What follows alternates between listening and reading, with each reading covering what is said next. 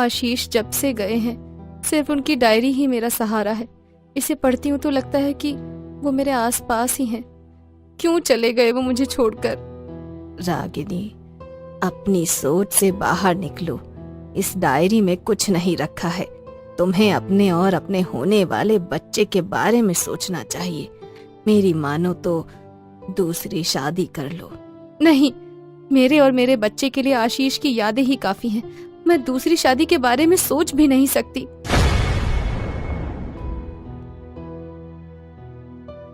माँ, मैं ऑफिस के लिए निकल रही हूँ। मुझे देर हो रही है। ऑफिस के पहले दिन ही लेट नहीं होना चाहती। ये लड़की भी ना हमेशा जल्दी में रहती है। 1 मिनट रुको तो सही। बोला ना तुझे दही शक्कर लेकर आ रही हूँ।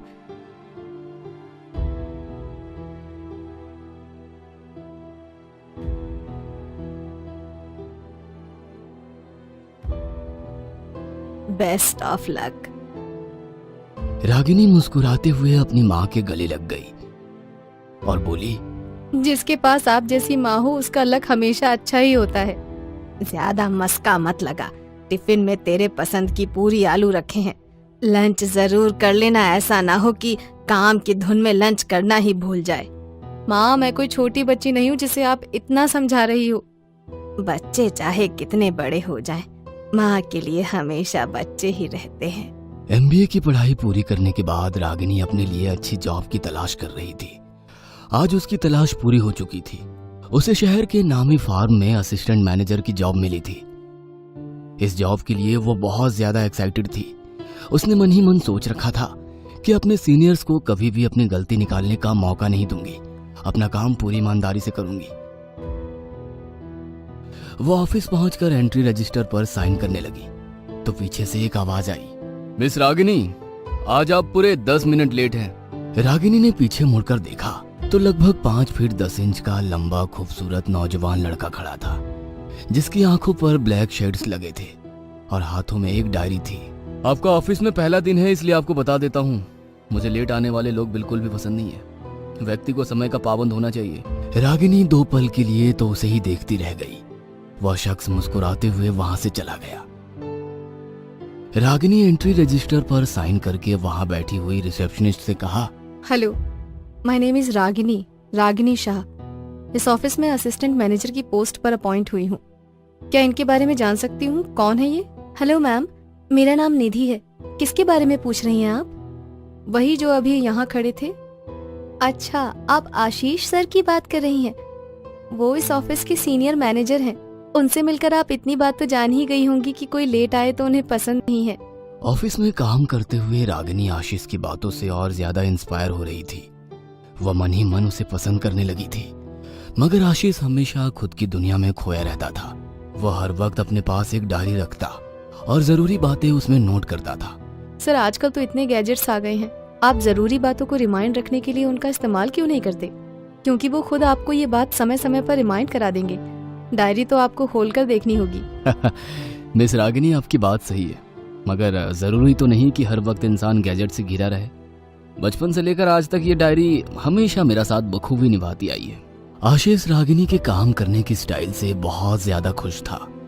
रागिनी हर काम परफेक्ट करके उसे देती थी। आशीष हमेशा अपने दूसरे कलीग से उसकी बड़ाई करता था। उसके काम करने के ढंग से इम्प्रेस होकर आशीष अब रागिनी को ऑफिस के हर जरूरी प्रोजेक्ट में अपने साथ रखता था। हर वक्त एक साथ रहने के कारण धीरे धीरे वे दोनों एक दूसरे के करीब आ रहे थे, मगर इसका इजहार कोई नहीं कर पा रहा था। दोनों के चुप चुप से प्यार करने का पता ऑफिस में सबको चल चुका था। सब कोई रागिनी को चिढ़ाने लगे थे। अब तो तुम जैसे भी आओगी तो भी आशीष सर को कोई प्रॉब्लम नहीं है। बस तुम ऑफिस आया जाया करो, वरना सर का मन काम में नहीं लगता।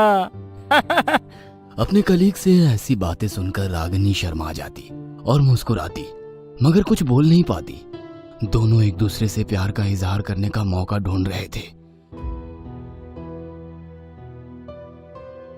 जल्दी ऑफिस में एक नया प्रोजेक्ट लॉन्च होने वाला था।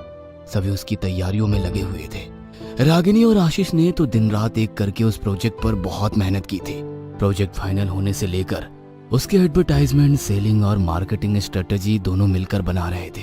जल्दी उस प्रोजेक्ट के लॉन्च की पार्टी थी। आशीष और रागिनी एक प्रेस कॉन्फ्रेंस में अपने प्रोडक्ट की डिटेल बता रहे थे।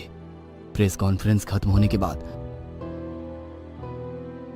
आशीष ने रागिनी को रुकने को बोला और हर वक्त खामोश रहने वाले आशीष ने खुद आगे बढ़कर रागिनी को प्रपोज कर दिया। वह रागिनी के सामने घुटनों के बल बैठा था। उसके हाथों में खूबसूरत सी डायमंड रिंग थी। वह रागिनी की ओर बढ़ाते हुए बोला, क्या तुम मुझसे शादी करोगी? एक पल के लिए तो आशीष का प्रपोजल सुनकर रागिनी को लगा कि वो सपना देख रही है। रागिनी ने बड़ी खुशी से हाँ कर दी और आशीष ने उसे रिंग पहना दी। आशीष, मुझे तो लगा था कि तुम कभी मुझे प्रपोज करोगे ही नहीं, क्योंकि तुमने कभी मुझसे ऑफिस और उससे जुड़ी बातों के अलावा कभी कोई बात नहीं की।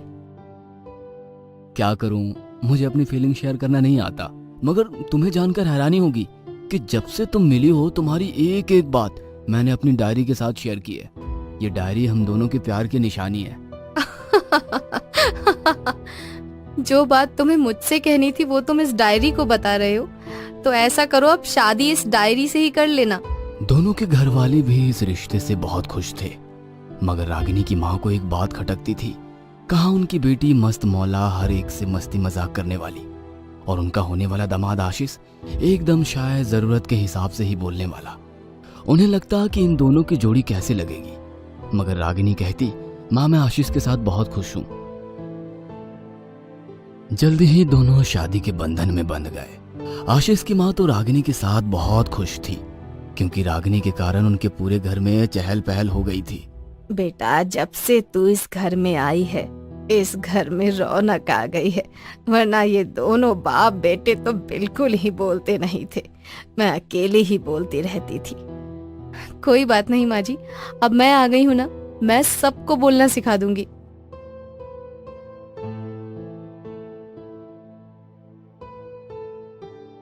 कुछ दिनों के बाद अब जब दोनों पूरे समय साथ रहते थे तो रागिनी को आशीष का कम बोलना अखरने लगा था।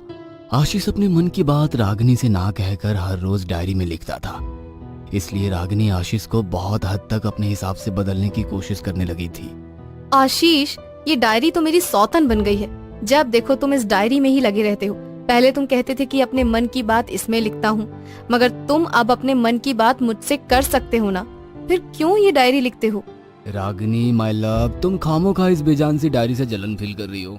तुम मेरा पहला लव हो और हमेशा पहला ही रहोगी, मगर ये डायरी मेरा पैशन है, इसके बिना मैं नहीं रह सकता। आशीष की बातें सुनकर रागिनी नाराज हो जाती है और अपने कमरे में चली जाती है। आशीष अपनी डायरी लिखकर अपने कमरे में आता है और रागिनी को मनाने की कोशिश करने लगता है। अभी आकर बहला रहे हो, जाओ अपनी डायरी के साथ ही सो जाओ। आशीष उसे अपनी बाहों में लेकर मनाने लगता है। रागिनी भी उससे ज्यादा देर नाराज नहीं रह पाती है और दोनों एक दूसरे में खो जाते हैं। रागिनी, मैं चाहता हूँ कि हम दोनों हमारी फैमिली के बारे में भी सोचे।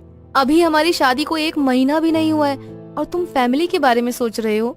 अभी तो ये समय हम दोनों के साथ बिताने का है। अरे साथ बिताने को तो पूरी उम्र है, मगर मैं चाहता हूँ कि जल्द ही इस घर में एक नन्हा सा मेहमान आ जाए, ताकि तुम्हें उसके साथ अकेला फील ना हो। मैंने हम लोगों के लिए ऊटी के टिकट कराए। 1 मंथ के लंबे वेकेशन पर हम दोनों वहां जा रहे हैं। मुझे पूरी उम्मीद है कि इस लंबे वेकेशन के बाद हमारी फैमिली में एक नन्हे मेहमान की आहट आ जाएगी। रागिनी भी मुस्कुराकर दोबारा उसकी बाहों में खो जाती है।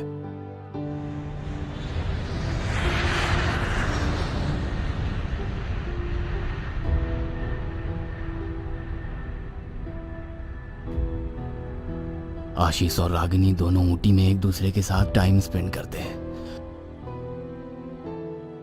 आशीष रागिनी की हर शिकायत को दूर करने की कोशिश करता है। वो उससे ढेर सारी बातें करता है, उसके साथ बच्चों की तरह मस्ती करता है, मगर डायरी लिखना नहीं छोड़ता है। रागिनी, मैं तुम्हारे लिए पूरी तरह बदलने को तैयार हूँ।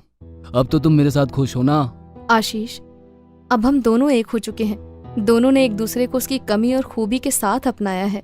1 महीने के लंबे वेकेशन के बाद जब दोनों घर लौटते हैं तो रागिनी अपने प्रेग्नेंट होने की खुशखबरी अपने घर वालों को देती है। तो आशीष की माँ खुशी से झूम उठती है और रागिनी की नजर उतारते हुए बोलती है, आज शायद मुझसे ज्यादा खुशनसीब और कोई नहीं होगा। इतनी बड़ी खुशखबरी मेरे तो पैर जमीन पर नहीं टिक रहे। आज से तेरा ऑफिस जाना बंद, घर पर आराम करो।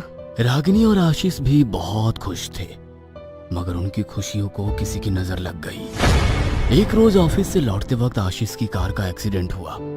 एक्सीडेंट इतना घातक था कि गाड़ी पूरी तरह चकनाचूर हो गई थी।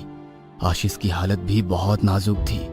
डॉक्टर ने अपनी पूरी कोशिश की, पर कोई फायदा नहीं हुआ और आशीष रागिनी को अकेले छोड़कर इस दुनिया से चला गया। रागिनी को तो विश्वास ही नहीं था कि आशीष उसे इस तरह अकेला छोड़कर चला जाएगा।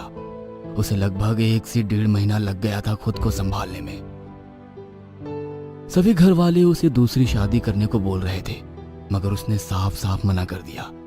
एक दिन जब वो अलमारी साफ कर रही थी तो उसके हाथ आशीष की डायरी लगी, जिसमें आशीष उसके बारे में लिखता था। तभी उसकी नजर एक पन्ने पर पड़ी और वो हैरान रह गई। अब वो रोज डायरी निकाल कर पढ़ती और खुश हो जाती। आशीष की माँ अपनी बहू को नॉर्मल होते देख बहुत खुश थी, मगर उसे उसके भविष्य की चिंता सता रही थी। इसलिए एक दिन आशीष की माँ उसके पास आई और उससे दूसरी शादी के बारे में बातें करने लगी। माँ, जब मैं एक बार बोल चुकी हूँ कि मैं दोबारा शादी नहीं करूंगी, तो क्यों सब लोग मेरे पीछे पड़े हो? आशीष जब से गए हैं सिर्फ उसकी डायरी ही मेरा सहारा है। इसे पढ़ती हूँ तो लगता है कि वो मेरे आसपास ही हैं। रागिनी, अपनी सोच से बाहर निकलो। इस डायरी में कुछ नहीं रखा है। तुम्हें अपने और अपने होने वाले बच्चे के बारे में सोचना चाहिए। मेरी मानो तो दूसरी शादी कर लो। नहीं, मेरे और मेरे बच्चे के लिए आशीष की यादें ही काफी हैं। मैं दूसरी शादी के बारे में सोच भी नहीं सकती, क्योंकि आशीष कहीं गया नहीं है, यही मेरे पास है। पागल हो गई हो तुम। हाँ, मैं पागल हो गई हूँ, मगर अब मैं दूसरी शादी के बारे में नहीं सोच सकती। अब ये डायरी ही मेरा सब कुछ है। क्या तुम रोज यही डायरी पढ़ती रहती हो? हर दिन ऐसा क्या नया पढ़ने को मिलता है इसमें तुम्हें? गुस्से में आकर आशीष की माँ ने वो डायरी छीन ली और जमीन पर फेंक दी। तब उसके पन्ने खुले तो देखा कि आशीष ने अपने और अपने होने वाले बच्चे के लिए जो ख्वाब देखे थे वो लिखा था और डेट आज की ही डाली हुई थी।